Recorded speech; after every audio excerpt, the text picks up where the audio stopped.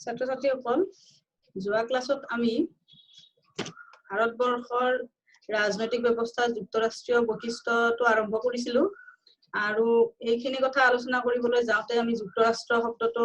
কৰ পৰা আহিল সেইখিনি আমি গম পালো আৰু লগতে ভাৰতবৰ্ষই যে স্বাধীনতাৰ আগতেই যুক্তৰাষ্ট্ৰীয় পদ্ধতিৰ সৈতে পৰিচিত হৈছিল সেইখিনি কথা আমি গম পালো আজি আমি যুক্তৰাষ্ট্ৰীয় পদ্ধতি ক'ত প্ৰথমতে আৰম্ভ হৈছিল আৰু আমাৰ ভাৰতবৰ্ষই এই যুক্তৰাষ্ট্ৰীয় পদ্ধতিৰ কি কথা অনুকৰণ কৰিছে বা ভাৰতৰ সংবিধানত সন্নিবিষ্ট কৰা হৈছে কি কৰা হোৱা নাই আমি আসলতে আমাৰ দেশত আসলতে প্ৰকৃত যুক্তৰাষ্ট্ৰ আছে নে তাৰ সলনি অৰ্ধ যুক্তৰাষ্ট্ৰ আছে এই সম্পৰ্কীয় কথাবিলাক আলোচনা কৰিম ভাৰতৰ ৰাজনৈতিক ব্যৱস্থা যুক্তৰাষ্ট্ৰীয় বৈশিষ্ট্য সম্পৰ্কে আলোচনা কৰিবলৈ যাওঁতে আমি প্ৰথমতে যুক্তৰাষ্ট্ৰীয় ব্যৱস্থা ক'ত প্ৰৱৰ্তন হৈছিল সেয়া চাওঁ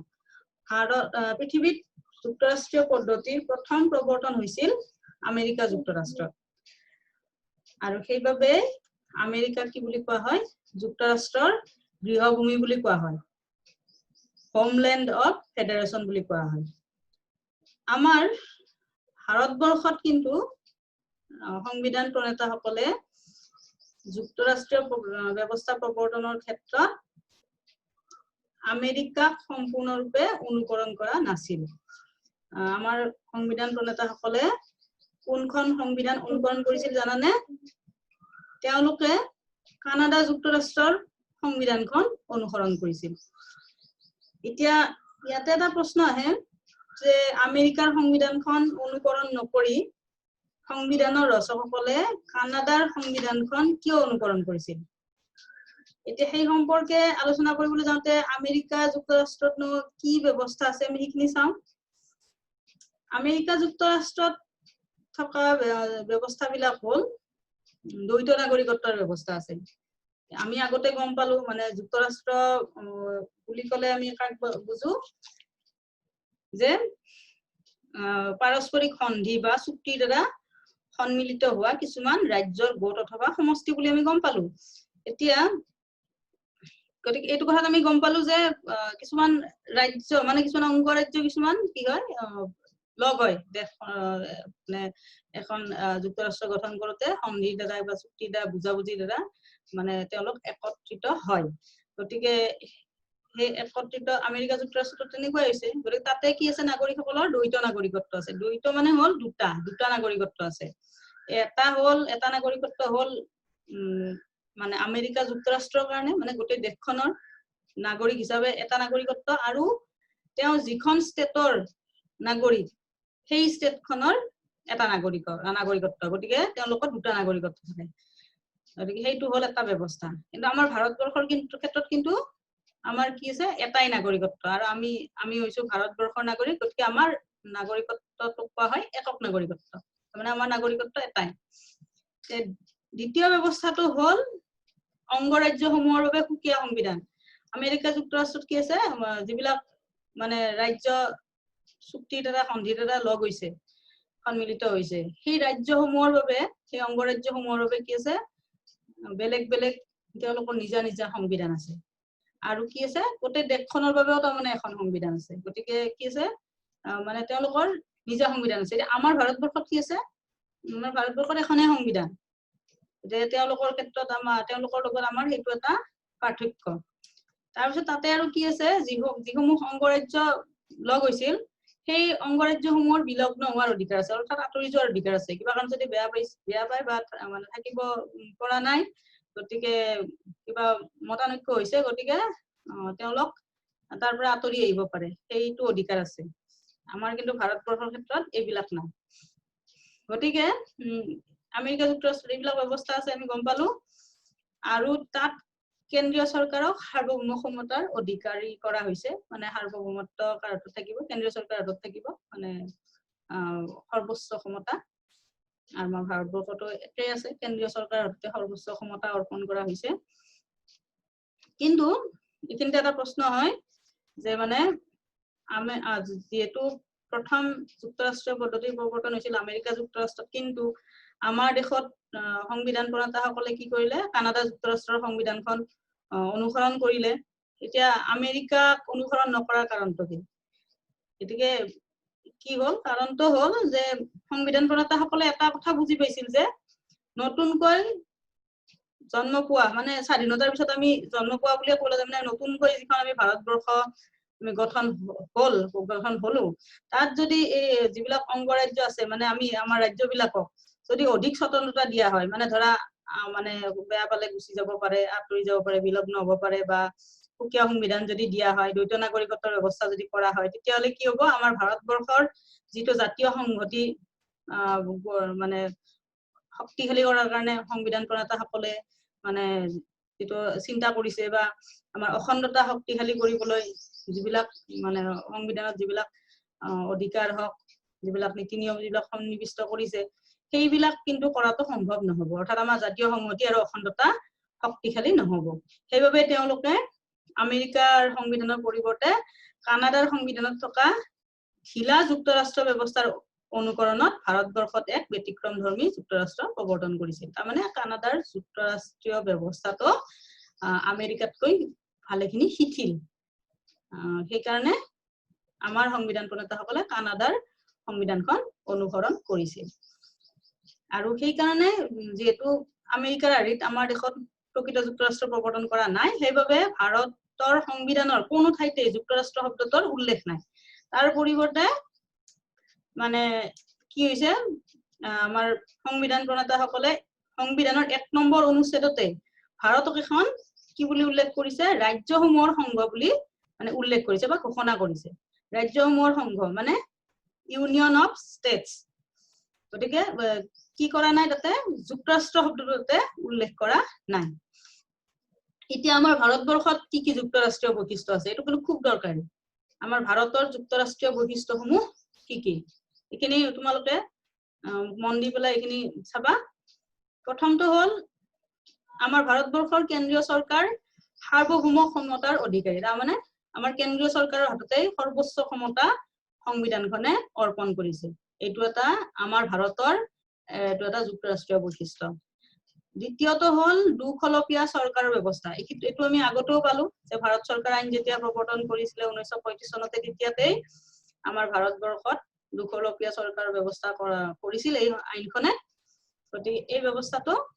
আমাৰ সংবিধানতো আছে আমি জানোৱে আমাৰ কি আছে কেন্দ্ৰীয় চৰকাৰ আছে আৰু ৰাজ্যসমূহৰ কাৰণে নিজা নিজা প্ৰাদেশিক চৰকাৰ আছে গতিকে দুখলপীয়া চৰকাৰৰ ব্যৱস্থা আছে এইটো এটা আমাৰ যুক্তৰাষ্ট্ৰীয় বৈশিষ্ট্য 3 নম্বৰ বৈশিষ্ট্যটো হল ক্ষমতাৰ বিকেন্দ্ৰীকৰণ আমাৰ সংবিধানে কি কৰিছে কেন্দ্ৰ আৰু ৰাজ্যসমূহৰ যিবিলাক ক্ষমতা সেইবিলাক কি কৰিছে তিনিখন সূচীৰ জৰিয়তে ভাগ কৰি দিছে সেইখিনি তোমালোকে নৱম শ্ৰেণীতেই পাইছা কেন্দ্ৰীয় সূচী ৰাজ্যিক সূচী আৰু সমৱৰ্তী সূচী বুলি তোমালোকে পাইছা তাতে সেইবিলাক ভাগ বতৰা কৰি দিছে কিন্তু সৰ্বোচ্চ ক্ষমতাৰ অধিকাৰী কিন্তু কি কৰিছে কেন্দ্ৰীয় চৰকাৰকে মানে কৰি থৈছে বা সৰ্বোচ্চ ক্ষমতা কেন্দ্ৰীয় চৰকাৰকে অৰ্পণ কৰিছে গতিকে ক্ষমতাৰ বিকেন্দ্ৰীকৰণ এইটো এটা আমাৰ ভাৰতবৰ্ষৰ যুক্তৰাষ্ট্ৰীয় বৈশিষ্ট্য তাৰ পিছত 4 নম্বৰটো একক নাগৰিকত্বৰ ব্যৱস্থা এইটো এটা আমাৰ বিশেষ যুক্তৰাষ্ট্ৰীয় বৈশিষ্ট্য যে আমাৰ ভাৰতবৰ্ষৰ একক নাগৰিকত্বৰ ব্যৱস্থা আছে ভাৰতবৰ্ষত দ্বৈত নাগৰিকত্বৰ ব্যৱস্থা নাই অলপতে আমি আলোচনা কৰিছোৱে তাৰ পিছত কি আছে আমাৰ আৰু এটা যুক্তৰাষ্ট্ৰীয় বৈশিষ্ট্য হল আমাৰ ভাৰতবৰ্ষৰ ৰাজ্যসমূহত কেন্দ্ৰীয় চৰকাৰৰ প্ৰতিনিধি হিচাপে কি আছে ৰাজ্যপালক নিযুক্তি দিয়া হৈছে আমাৰ প্ৰতিখন অংগৰাজ্যতে কি আছে এজন কেন্দ্ৰীয় চৰকাৰৰ এজন প্ৰতিনিধি এজন আছে আৰু সেইকাৰণে কি হৈছে এইটো এটা মানে আমেৰিকা যুক্তৰাষ্ট্ৰতকৈ এইটো ক্ষেত্ৰত আমাৰ ভাৰতবৰ্ষ মানে কি পৃথক এইটো বৈশিষ্ট্যৰ ক্ষেত্ৰত ভাৰতবৰ্ষ ব্যতিক্ৰম গতিকে ৰাজ্যপালে আচলতে ৰাজ্যখনত কি হৈ আছে এই সম্পৰ্কীয় সকলোবিলাক খবৰ আচলতে কেন্দ্ৰীয় চৰকাৰক জনাই থাকে তাৰ পিছত আৰু কি এটা বৈশিষ্ট্য হল সমগ্ৰ দেশৰ বাবে এখনে সংবিধান আমাৰ ভাৰতবৰ্ষত আৰু সেইখন হল আমাৰ ভাৰতীয় সংবিধান এইখিনি হল আমাৰ যুক্তৰাষ্ট্ৰীয়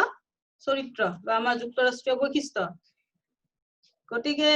আমি কি পালো যে এখন যুক্তৰাষ্ট্ৰত থাকিব লগা কেইবাটাও বৈশিষ্ট্য থকা সত্ত্বেও আমাৰ ব্যৱস্থাটো কিন্তু কি হল মানে আমেৰিকাৰ দৰে প্ৰকৃত যুক্তৰাষ্ট্ৰীয় ব্যৱস্থা নহয়। ইয়াতে কি আছে এককেন্দ্ৰিক চৰকাৰৰ বহুতো বৈশিষ্ট্য একাত্ম হৈ আছে আৰু সেইবাবে আমাৰ সংবিধান প্ৰণেতা এই ব্যক্তিসকলে মনীষীসকলে কি কৰিছে আমাৰ ব্যৱস্থাটোক অৰ্ধ যুক্তৰাষ্ট্ৰ ব্যতিক্ৰম ধৰ্মী যুক্তৰাষ্ট্ৰ কেন্দ্ৰীভূত যুক্তৰাষ্ট্ৰ গঠনত যুক্তৰাষ্ট্ৰ কিন্তু আদৰ্শত এককেন্দ্ৰিক আদি বিভিন্ন উপমাৰে তাৰমানে অভিহিত কৰিছে আৰু এটা কি আমাৰ হেৰি আৰু এটা হেৰি হল আমাৰ বৈশিষ্ট্য হল কি আমাৰ অংগৰাজ্যসমূহৰ বিলগ্ন হোৱাৰ অধিকাৰ নাই সেইটো আমি সেইটো আগতেও কোৱা হল যে আমেৰিকা যুক্তৰাষ্ট্ৰত কি আছে অংগৰাজ্যসমূহৰ বিলগ্ন হোৱাৰ অধিকাৰ আছে কিন্তু আমাৰ সংবিধানত এনেকুৱা কোনো মানে সুৰুঙাই ৰখা নাই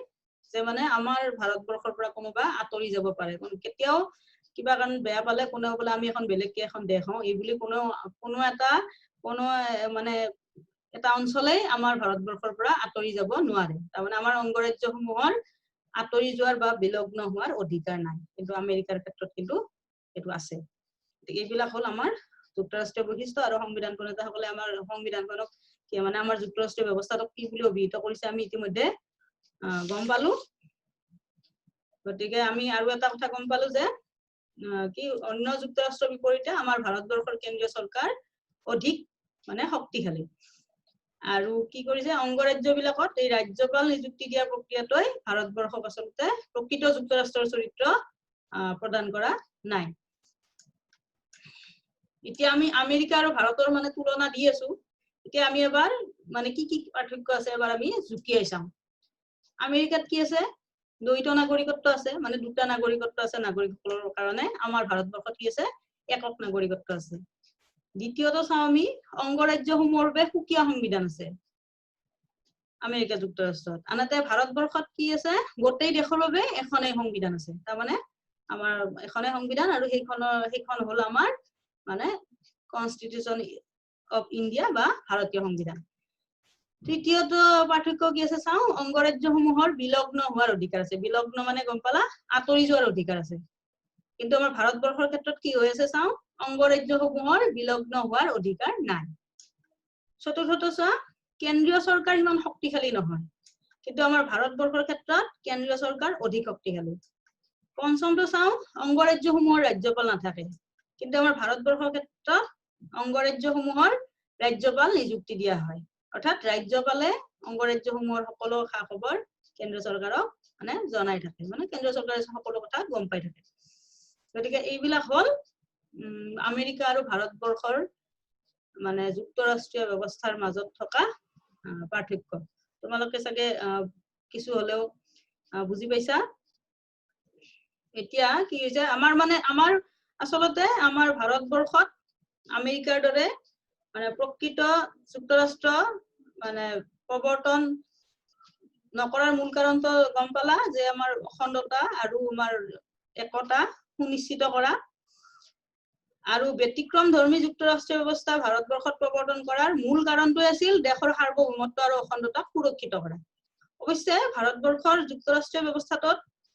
মানে সংশোধন আনি অংগৰাজ্যসমূহক অধিক স্বতন্ত্ৰতা প্ৰদান কৰাৰ দাবী সময়ে সময়ে উত্থাপন হৈ আহিছে আৰু এনে দাবীৰ বাবে